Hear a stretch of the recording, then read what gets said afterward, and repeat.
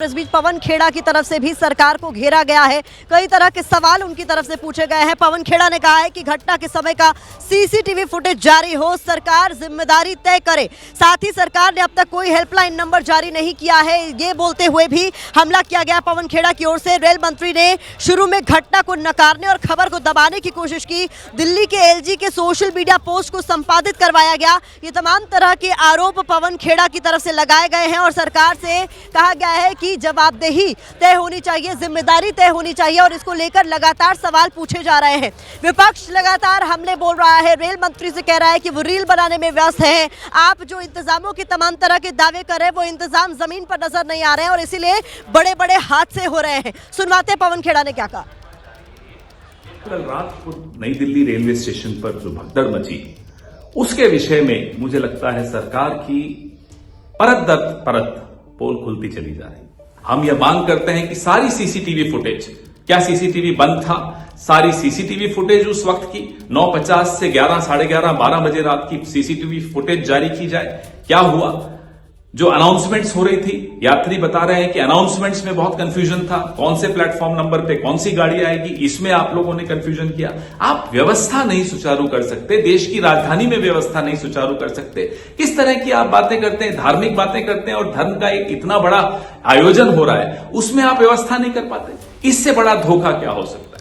तो आप सुन रहे थे पवन खेड़ा की तरफ से तमाम तरह के आरोप लगाए गए हैं और ये भी कहा गया है कि इसको लेकर जवाबदेही तय होनी चाहिए। इसीलिए लगातार हम भी सवाल पूछ रहे हैं कि अगर आप बड़े बड़े दावे कर रहे हैं तो वो जमीन पर नजर आने चाहिए। लोगों की प्रति आपकी जवाबदेही है, उसे सुनिश्चित करना चाहिए। और इसको लेकर जो सवाल है बुनियादी, वो एबीपी न्यूज पहले भी पूछता रहा है, आगे भी पूछता रहेगा। रेलवे स्टेशन पर एक बार आप नजर घुमाइए। रेलवे स्टेशन की तस्वीरें आपको दिखा रहे हैं हम, जहां पर अब पहले से ज्यादा भीड़ नजर आ रही है, क्योंकि जब सुबह हम यहाँ पहुंचे थे, सुबह 6 बजे की तस्वीर कुछ और थी और अब की तस्वीर कुछ और है। यहाँ अब भीड़ लगातार बढ़ती जा रही है। स्टेशन पर प्लेटफॉर्म नंबर 14 और 15 पर जब हमारी लोगों से बात हुई है तो उन्होंने कहा शाम के वक्त प्रयागराज जाने वाली ट्रेनों की तादाद बढ़ जाती है, भीड़ बढ़ जाती है और उसके बाद तस्वीर कुछ और हो जाती है। मैं रुक करती हूँ अपने सहयोगी अवधेश मिश्रा का, जो प्रयागराज में हमारे साथ मौजूद है।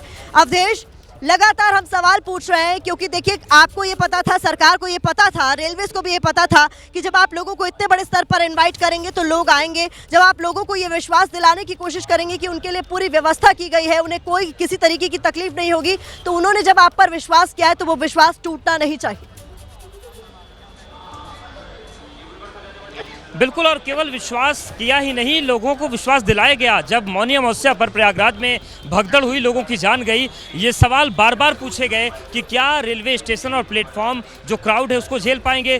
तब रेल मंत्री अश्विनी वैष्णव ने बार बार बयान दिया कि सब कुछ सही चल रहा है, लेकिन उस सब कुछ सही चलने के बीच क्या तस्वीर बनी वो हम सबके सामने है। और इसीलिए सवाल बेहद गंभीर हो जाते हैं कि क्या जिस तरीके से मौनी अमावस्या की घटना हुई उसको रेलवे प्रशासन ने हल्के में लिया, और जो कुछ भी कल हुआ वो अप्रत्याशित इसलिए नहीं है क्योंकि पूरे देश भर के लोग यहाँ पर आ रहे थे, ऐसे में भीड़ तो बढ़नी ही थी। आप देखिए, एक और मेला स्पेशल ट्रेन जो है वो यहाँ पर आ गई है सूबेदारगंज रेलवे स्टेशन पे। ये वो स्टेशन है जहाँ पर प्रयागराज जंक्शन के लोड को कम करने के लिए यहाँ पर यात्रियों को डाइवर्ट किया गया है और ये जो स्टेशन है यहाँ पर स्थिति संभाली जा रही है। हालांकि प्रतिमा जी, ये चीज़ हम जरूर कहेंगे कि प्रयागराज में स्थितियाँ बहुत अच्छे से संभाली गई हैं, क्राउड मैनेजमेंट अच्छे से किया गया है। दरअसल यहाँ पर एक खुसरो बाग है, वहाँ पर होल्डिंग एरिया बनाया गया है और जो लोग हैं यात्री वो ज़रूरत से ज़्यादा प्लेटफॉर्म पे ना पहुंच जाए, इसके लिए उनको रोका जाता है। कहां से आ रहे हैं आप लोग? हम लोग कानपुर से आ रहे हैं। कैसी स्थिति है ट्रेन के अंदर? बहुत बुरा हाल है। वो दिल्ली जाने वाली ट्रेन थी तो वहाँ कोई अनाउंसमेंट नहीं, कोई सुविधा नहीं।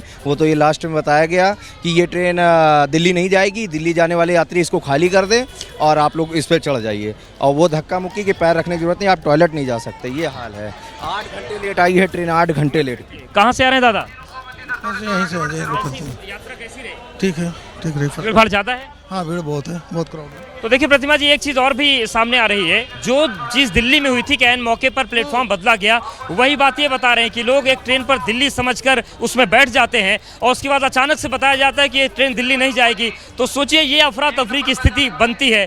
मतलब इतनी बड़ी घटना होने के बाद भी जो रेलवे प्रशासन है वो जागने को तैयार नहीं है। और ये गवाही आपके सामने हो गई कि कानपुर से जो यात्री यहाँ पर पहुँचे वो कह रहे हैं कि दिल्ली में दिल्ली की ट्रेन समझकर कुछ लोग बैठ गए। जब ट्रेन ट्रेन भर गई तो अचानक से उनको बताया जाता है कि ट्रेन दिल्ली जाएगी ही नहीं, और यही वो हालात हैं जो हादसे को जन्म दे देते हैं। आप देखिए लगातार जो यात्री हैं उनके आने का क्रम जारी है। हालांकि व्यवस्थाएं यहाँ पर बेहतर हैं, दुरुस्त हैं। कहाँ से आ रहे हैं भाई साहब? इटावा से। कैसी स्थिति है ट्रेन के अंदर? ठीक है। भीड़ भाड़ ज्यादा है? हाँ, भीड़ भाड़ बहुत है। तो कैसे आए? बैठने को जगह मिली? मिल गई थी। बढ़िया जगह मिली हुई है। कहाँ से आ रहे हैं आप लोग? इटावा। तो कैसी स्थिति है ट्रेन की? ट्रेन की भीड़ भाड़ तो है ही है। ज्यादा भीड़ है? हाँ, भीड़ तो चली रही है। माता जी कैसी रही यात्रा? ट्रेन में भीड़ ज्यादा है? अरे अब जा रहे यात्रा करना भैया। ट्रेन में कैसी रही यात्रा? सही रही। सही रही। तो देखिए ये स्थिति है। तो यहाँ पर क्राउड मैनेजमेंट की तारीफ सूबेदारगंज में करनी होगी, प्रयागराज में करनी होगी, लेकिन कानपुर की जो बात एक यात्री ने बताई वो बेहद गंभीर है। जी, बड़ी बात आप कह रहे हैं। और देखिए अवधेश, आपने, मैंने, हमारे तमाम परिजनों ने कभी न कभी इंडियन रेलवेज में सफर किया, और ये बहुत आम बात होती है कि प्लेटफॉर्म चेंज का अनाउंसमेंट होता है, लेकिन इस बात को आपको सुनिश्चित करना होगा कि जब भीड़ महाकुंभ के लिए जा रही है और यहाँ काम करने वाले कुली अगर इस बात को इस तरीके से उसकी व्याख्या कर रहे हैं कि ऐसा लग रहा था मानो कल की जो कुंभ है वो नई दिल्ली रेलवे स्टेशन पर ही हो रहा है, यानी भीड़ कितनी ज्यादा थी, इस बात का अंदाजा लगाते हुए रेलवे प्रशासन को इस बात को सुनिश्चित करना चाहिए था कि एकाएक आप प्लेटफॉर्म चेंज का अनाउंसमेंट नहीं कर सकते। आप जरूरत से ज्यादा जनरल की टिकट लोगों को नहीं दे सकते ये कहकर कि जाइए, जगह मिल जाएगी, घुस जाइए और प्रयागराज पहुंच जाइएगा। यहां आपकी रिस्पांसिबिलिटी बढ़ जाती है और इसे आपको सुनिश्चित करना होगा कि कोई बड़ा हादसा ना हो। आपको बता दें कल प्लेटफॉर्म नंबर 14 और 15 पर जो बड़ा हादसा हुआ है जिसमें 18 लोगों की मौत हो गई है, कई लोग घायल बताए जा रहे हैं। जो घायल है, जिनकी मौत हुई है, उनका सामान पीछे छूट गया और उसको फिर एकाएक सफाई करके एक जगह डंप कर दिया गया। हमारे सहयोगी बलराम पांडे ने इन तस्वीरों को अपने कैमरा में कैद किया। ये रिपोर्ट देखिए। तो हम उस जगह पे मौजूद हैं जहां पर हादसे के बाद जो सामान यात्रियों के छूटे थे, जो जूते चप्पल छूटे थे, जो उनके कपड़े छूटे थे, उसे ला करके डंप किया गया है। हम अपने सहयोगी भूपेंद्र रावत से कहेंगे कि वो दिखाएं कि किस तरीके से सैकड़ों लोगों के जूते चप्पल छूटे थे और उनके जो बैग, उनके कपड़े छूटे थे वो यहां पर ला करके डंप किया गया है। और आप देख सकते हैं कि कैसे लोगों के जूते चप्पल और कपड़े, बैग यहां पर पड़े हुए हैं और भारी तादाद में लोगों के जो सामान है वो छूटे थे, उन्हें यहां ला करके डंप किया गया है। और ये तस्वीरें आप देख सकते हैं एबीपी न्यूज की स्क्रीन पर की एक्सक्लूसिव तस्वीरें हैं जो आपको बता रही हैं कि किस तरीके से वहां पर लोगों के सामान छूटे थे जिन्हें यहां पर ला करके डंप किया गया है। और ये तस्वीरें खुद ब खुद बयां कर रही हैं कि प्रशासन किस तरीके से लापरवाह रहा और उसकी लापरवाही का नतीजा ये रहा कि 18 लोगों ने अपनी जान गंवाई और सैकड़ों लोगों के सामान, जूते चप्पल छूटे और अभी भी दर्जनों लोग अस्पतालों में भर्ती होकर के अपना उपचार करा रहे हैं। तो कहीं ना कहीं जो व्यवस्था थी रेलवे प्रशासन की तरफ से उस पर सवाल उठना लाजमी है। तस्वीरें झूठ नहीं बोलती और उसका सबसे बड़ा सबूत आपके सामने जो अभी हमने तस्वीरें रखी वो ये है कि कल का हादसा कितना बड़ा था और इसे टाला जा सकता था।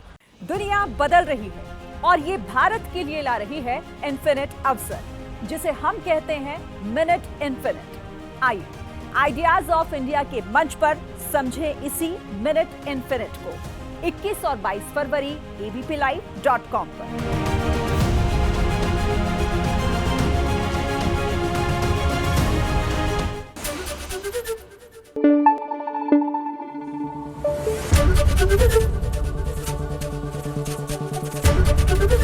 एबीपी न्यूज आपको रखे आगे।